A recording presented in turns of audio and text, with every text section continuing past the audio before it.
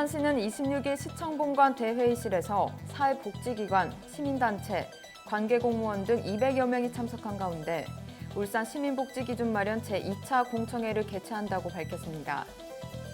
울산시는 오늘 23일부터 계란 난각에 적혀있는 산란일자 표시 의무화 규정이 전국적으로 시행된다고 밝혔습니다. 지난 1월 18일 교통안전법 시행규칙 개정에 따라 올해부터 차로 이탈경고장치 장착 지원 의무화 대상이 확대됩니다.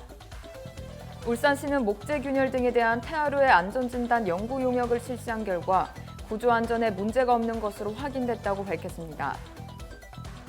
울산시는 노후 경유차를 폐차하고 LPG 1톤 트럭을 신규로 구매할 경우 추가로 400만 원을 지급하는 LPG 화물차 신차 구입 지원 사업을 올해 첫 시행한다고 밝혔습니다.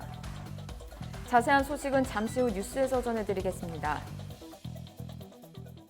시청자 여러분 안녕하십니까? 신동아 방송 울산뉴스 최민서입니다. 울산시는 26일 시청본관 대회의실에서 사회복지기관, 시민단체, 관계공무원 등 200여 명이 참석한 가운데 울산 시민복지기준 마련 제2차 공청회를 개최한다고 밝혔습니다.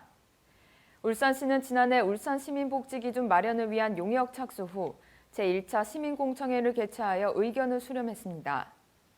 이번 제2차 공청회에서는 울산발전연구원 이윤영 박사가 울산 시민복지 기준안을 발표하고 이어 이승진 추진위원회 주재로 5대 영역별 복지기준선에 대해 참여자 토론과 의견 수렴 등이 진행될 예정입니다.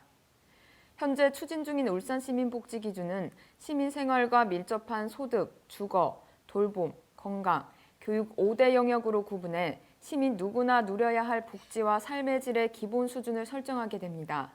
울산시는 2차 시민공청회 이후 3월 최종보고회를 거쳐 10월경에 시민들에게 울산 시민복지기준을 발표할 계획이라고 밝혔습니다.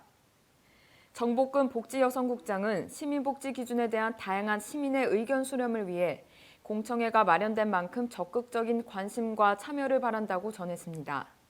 울산시는 오늘 23일부터 계란 난각에 적혀있는 산란일자 표시 의무화 규정이 전국적으로 시행된다고 밝혔습니다. 이에 따라 소비자들은 기존 고유번호, 사육환경코드의 산란일자까지 표시됨에 따라 안심하고 계란을 사 먹을 수 있게 됐습니다. 울산시에 따르면 지금까지는 농장 고유번호와 사육환경만 표시됐지만 앞으로는 산란일자가 추가되면서 계란 껍데기의 생산 날짜, 고유번호, 사육환경 순으로 영문과 숫자, 총 10자의 난각 표시가 찍히게 됩니다.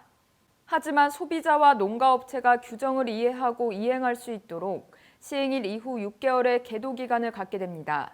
이어 울산시 관계자는 계란 난각 산란일자 표시 의무화가 시행되면서 오래된 계란을 구매하는 소비자 불신이 해소될 것으로 보인다고 말했습니다. 지난 1월 18일 교통안전법 시행규칙 개정에 따라 올해부터 차로 이탈 경고장치 장착 지원 의무화 대상이 확대됩니다.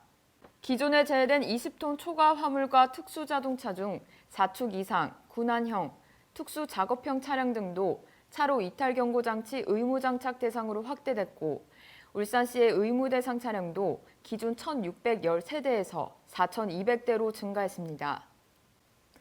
장착 비용 지원을 희망하는 운송사업자 등은 성능 물리규격 시험을 받은 장치를 장착한 후 관련 서류를 갖춰 등록지 기준 관할 구군교통부서 울산화물협회로 신청 접수하면 장착 비용의 80%를 지급받을 수 있습니다. 의무화돼 2017년 7월 18일 이후에 장착한 경우 올해 3월 17일 이전에 보조금을 신청하면 지원받을 수 있으며 지난 1월 18일 이후부터는 장착 후 2개월 이내에 관할 구군 및 협회로 관련 서류를 제출해야 합니다. 보조금 신청은 11월 30일에 마감되어 2020년부터는 차로 이탈 경고 장치를 장착하지 않은 차량에 대해 과태료가 부과될 예정입니다. 울산시 관계자는 이번 사업으로 졸음운전을 예방하여 대형 화물 자동차의 안전사고를 방지하고 교통 환경 조성에 기여할 수 있도록 최선을 다하겠다고 말했습니다. 울산시는 목재균열 등에 대한 태아로의 안전진단 연구 용역을 실시한 결과 구조안전에 문제가 없는 것으로 확인됐다고 밝혔습니다.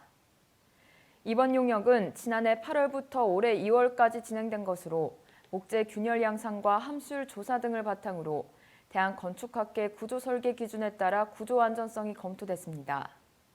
목재 균열의 정확한 확인을 위해 드릴 저항 시험과 균열 계측기를 설치하여 진행 정도와 진행 여부를 파악했으며 태아루 변형 전반에 대해서는 광파 측량, 3D 스캔 조사 등이 이뤄졌습니다. 다만 울산시는 안전진단 결과 구조적으로 문제가 없는 것으로 분석됐지만 시민들에게 심리적 안정감을 주기 위해 목재 균열 부위와 현판에 메꿈과 수지 처리 등 보수 공사를 실시할 계획입니다. 관계자는 목조 건축의 구조 및 재료 특성을 감안해 변이와 변형에 대한 지속적인 모니터링을 실시하여 지진과 같은 예측할 수 없는 상황에도 태아루 안전관리에 최선을 다할 것이라고 말했습니다.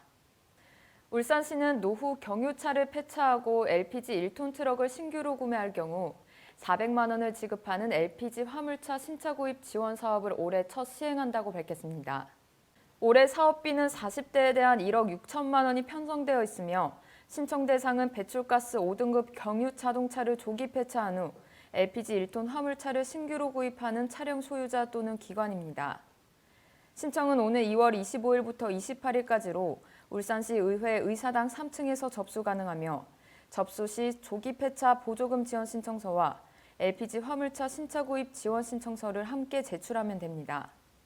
신청 방법과 구비 서류에 대한 자세한 사항은 울산시 누리집의 시정 소식 고시공고에 게재된 공고문을 통해 확인 가능합니다. 울산시 관계자는 생계형 차량인 1톤 화물차를 미세먼지 배출이 적은 LPG 1톤 트럭으로 전환하여 미세먼지를 저감하고자 하는 사업이므로 시민들의 적극적인 관심과 당부를 드린다고 밝혔습니다. 이상으로 뉴스를 마치겠습니다. 시청해주신 여러분 고맙습니다.